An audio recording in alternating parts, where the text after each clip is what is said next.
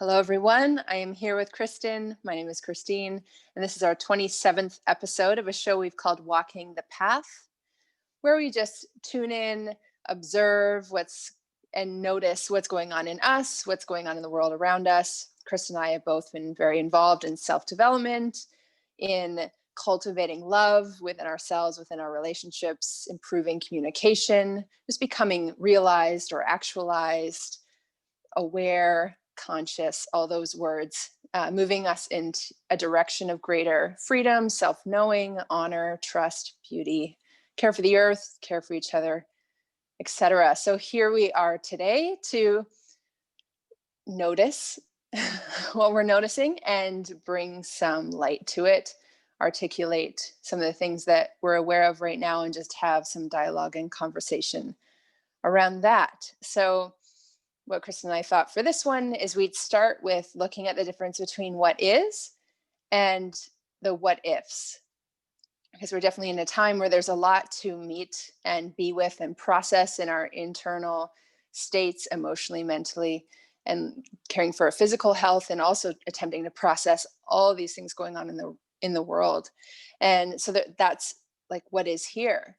But in states of fear, we can then jump to, well, what if this? What if this? What if this? What are you going to do if this? What are you going to do if this? But really, can we know what we're actually going to do until we're there? And what if there's so much wisdom for us to receive before that moment where it's time to take certain actions? So welcome, Kristen. Thanks for being here with me. Where would you like to begin on this topic? Hi, Christine. I'm glad to be here for episode 27. And yeah, this has been a really big element in my reality, and I'm sure in many, many people's realities. And it's become a bit much lately for me listening to people talk about all the what ifs. And I think there's a line somewhere between informing ourselves about the facts of what's happening and what could be coming, and also allowing ourselves to really be present with what is right now and really sink into the energy and the frequency of what's happening each day, because I think we can really get ourselves lost in the what ifs. And I think that's always been true in life. And some of the what ifs right now are like really big, and I'm seeing a lot of people sort of getting super wrapped up in the anxiety and fear of what could happen next on our planet, in this country where we live. And I found that I've got a threshold for the what ifs, because that's not how I live my life. I don't make my decisions based on all the things that could go badly or go wrong. When we make our decisions based on that, it's incredibly handicapping, and it really limits the possibilities for us. So, it comes down to intuition, I think. We can prepare ourselves on a physical level to a certain degree for what may be coming, but we also have to know when enough is enough there.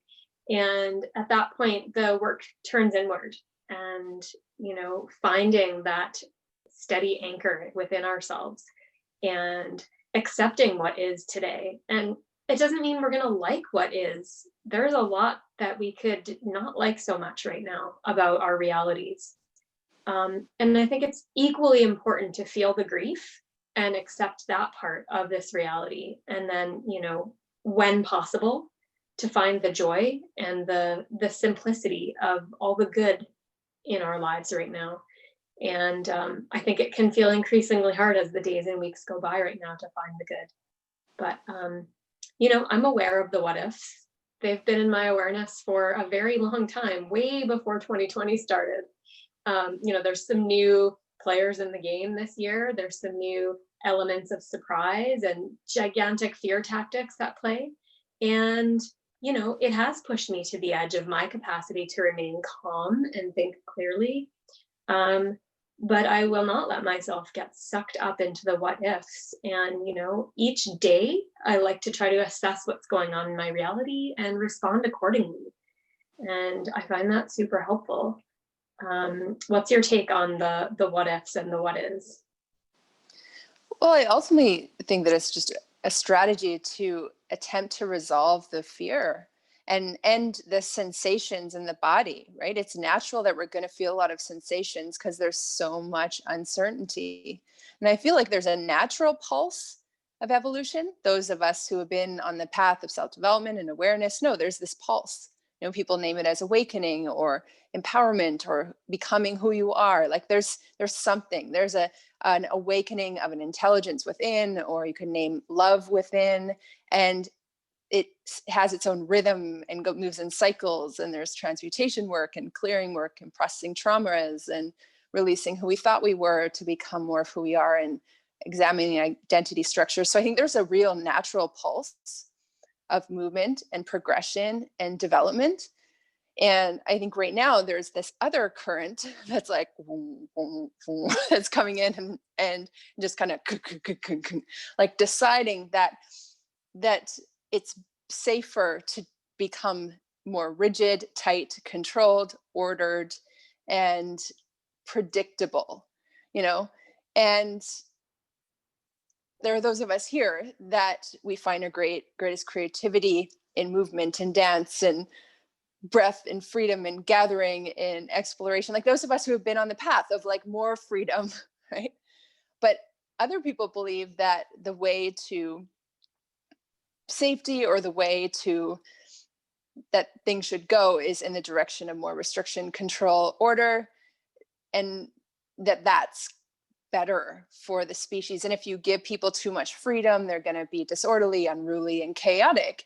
And we know when love comes into the equation, the opposite is true. The more freedom we have, the more honorable we are. When the pressure's off, we're more relaxed, intuitive, empathic, aware, sensitive, responsive, and we can communicate more effectively. When pressure is on, we become more like and freak out and then say or do things that we then reflect on later and go, oh, sorry about that, etc. And I feel like right now all this pressure is being put on, and someone could look at that and say, see, people need more order, more control, more restriction, or else they're going to behave with anger and etc. And it's like, no, they need support, love, honor, and the conditions that are conducive to growth. And I just feel like we're in this bind right now, or this pressure cooker, or this moment where we're all, I think, individually and collectively choosing like what our priorities are, what our values are, what's important to us. And yeah, and again, going back to the beginning, the what if is kind of like attempting to resolve the discomfort through like, well, at least I know what I'll do when this thing happens in 3 months and 6 months, etc. But it doesn't bring peace. It will never bring peace. So I think as we reflect on that, we say, well, what does bring me peace? What does bring greater harmony, clarity? Like when we really tap in, what are my priorities? What are my preferences? What do I value? And how do I cultivate that no matter the conditions? And I really feel like we're being walked in a lot of different potential directions. But I think when we take up that torch of our own, like walking the path, then we can continue to be led to greater love, awakening, and beauty, no matter the conditions of the world. I love that. That's really beautiful. And I agree. I think that's true. And I know that it's harder than it has been maybe ever for a lot of people right now to stay on their path, to speak their truth, to stand in their own individual power. And I was sharing with you that I was listening to a Ram Dass audiobook earlier while I was doing some work, and I wrote down a few quotes, and there's one that's really speaking to me in this conversation, and it says, "It is important to honor your own truth, even if to others it appears that you are being inconsistent." And that speaks to me so loudly right now, because I have spoken up, like many have this year, through social media and in personal conversations when those were more of a common thing. And I've been saying since February or March how I feel about this whole situation, and some of my best guesses at what this is about. And I've asked a lot of hard questions, and I've tried to word them in the most neutral, curious way possible. And I have lost people from my life. I have family members and friends who I think they think I'm bonkers. And, I don't know that that's anything new. I just think it's a more heated topic of discussion right now. And yet I don't regret a single question I've asked or thing that I've shared. And I know that being in my own truth at the end of the day is the most important thing. Because if we can't honor ourselves and be true to ourselves and walk the path that feels right for us, no one else can help us. No one else can do that work for us. If we're saying, yes when we mean no, and we're nodding in agreement when we really don't agree, and we, button our lip and don't ask the hard questions, who are we really hurting at the end of the day? We're staying who we want, who everyone else thinks they want us to be, because that's comfortable for them. And in a time where so much is uncomfortable and so much is unpredictable, people are extra triggered and extra sensitive to people changing or speaking up, and being something other than what they thought we were. And it's not easy, it's not comfortable necessarily, but it is liberating in a time where it feels like there's not a lot of freedom in a lot of ways on many levels. I have found deep liberation in honoring my truth and speaking what I'm seeing and feeling and hearing. And I also noticed a Facebook post from a year ago, and I just shared it. It was a memory from a year ago, and I had hung some Tibetan prayer flags on the railing by the sea where we were living. And I said something like in my Facebook post, like, there are really, really big, unfathomable changes coming. And I said that in last December, and I don't know why I said that. I don't even know what I meant. But there was a part of me that knew things were about to get harder before they got easier or more, liberating. So I just have this deep sense that humanity is getting an opportunity to evolve right now. And no one ever said evolution was totally mystical and magical. I think part of it will be, but I think a lot of people don't realize or even consider the idea that humanity is still on an evolutionary path, and that we didn't, just like get to the pinnacle of like, oh, we have dominion over this planet and all living creatures. Well, wait a minute. What if there's something beyond that? And I feel that there is. I feel like we're moving there, and that almost we're being forced into this cocoon, like collectively forced into a cocoon. And it's almost reminds me of like being a little kid and being told to go to your room and think about what you just did. And it's like, you can go to your room and you can scream and shout and throw things at the wall and pout and say this isn't fair, or you can sit there and go, okay, what have I done that I could do better?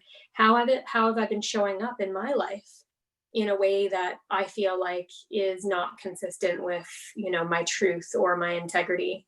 And I feel like in this really challenging way, we're all getting this opportunity to go inside and reassess who we are, how we're showing up, and, most of all, how we're being with ourselves, because we're all getting a really good dose of that right now. Yeah.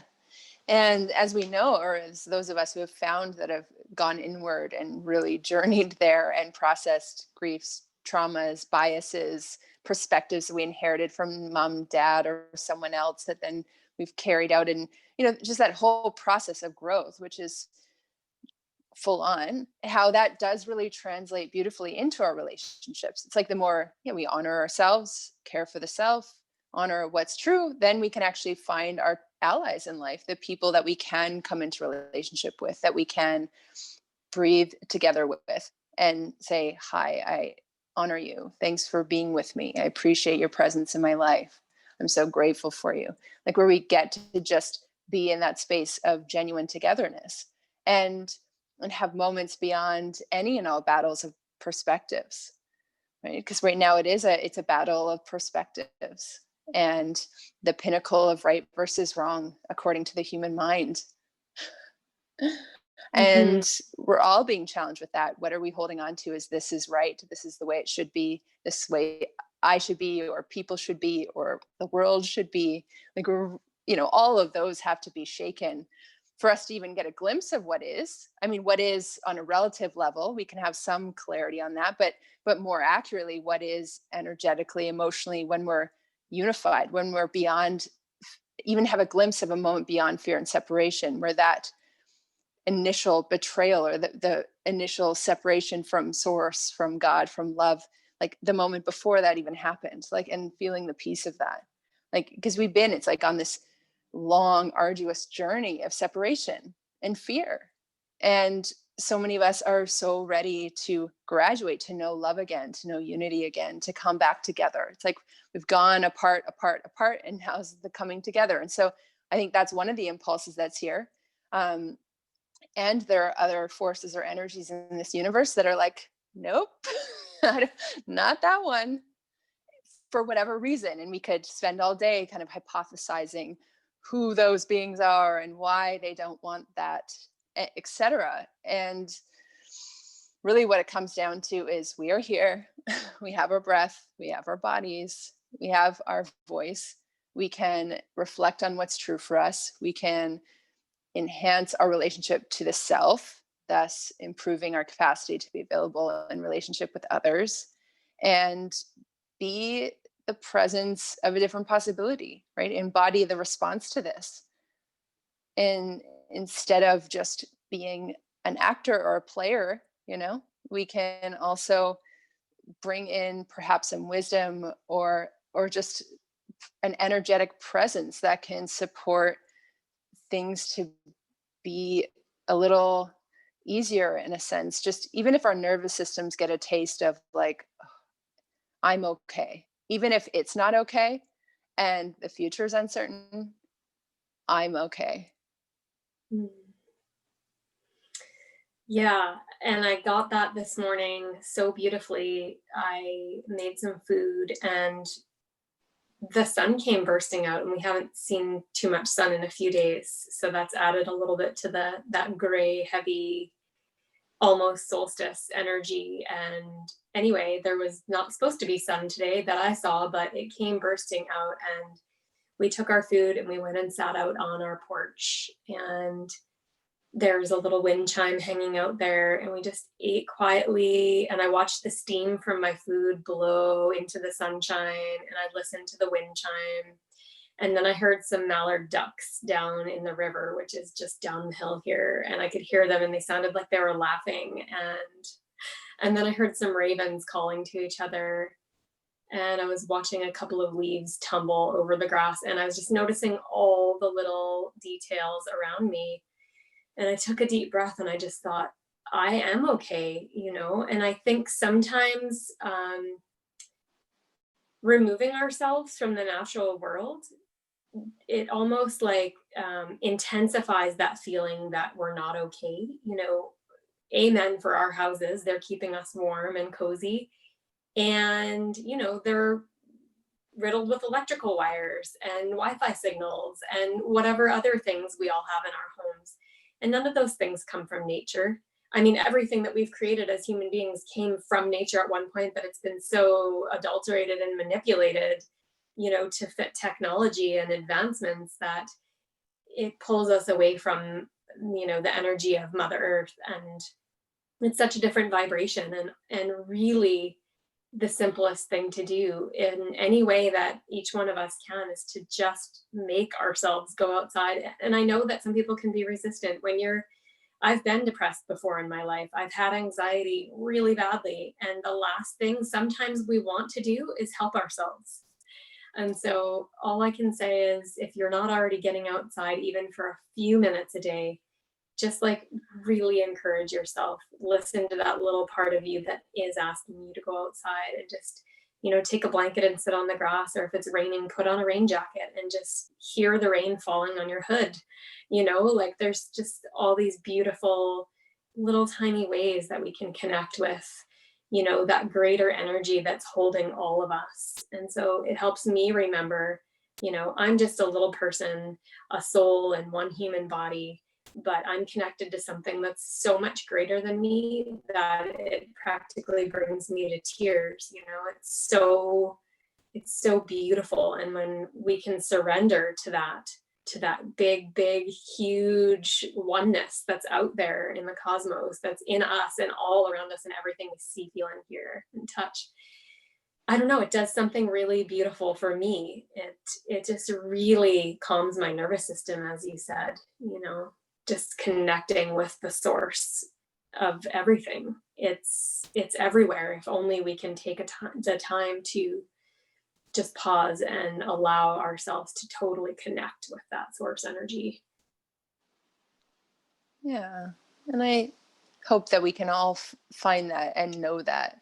And even if for an instant have a feeling of peace or just that moment of pure being. I mean, words can only touch what it's like to actually be imbued with that grace, where we're just being that enveloped by this universe and enveloped by that mother energy that is just like pure love and caring, or that like light that's so potent, or Shakti, or the energy that can just rush through. But there's so many beautiful things that go beyond the man-made world that's been created here. There's so much else that's a part of this earth. And so I hope those of us who seek for it may find it. And we can all do our best to navigate this world as it is, navigate what's here and the challenges in the interpersonal realm, especially the collective realm, and in acquiring the resources we require for sustaining our bodies and and getting to offer. And I think just so many of us, sometimes our hearts can close when we're not offering, when we're not loving, when we're in protection, survival, and just trying to get through. But we'll never get through to somewhere beautiful if our hearts aren't open. We may survive, but it'll be absolute misery. And so I hope as many as possible on this planet can come to know love and then be set on a trajectory of more love and more love and more love and more love, and have that taste of freedom that goes so far beyond this world, but yet may eventually find its way to translate in the world, and people can build beautiful things. So that time may come. We all pray that it does come. All those of us here who have been devoted to love pray for that.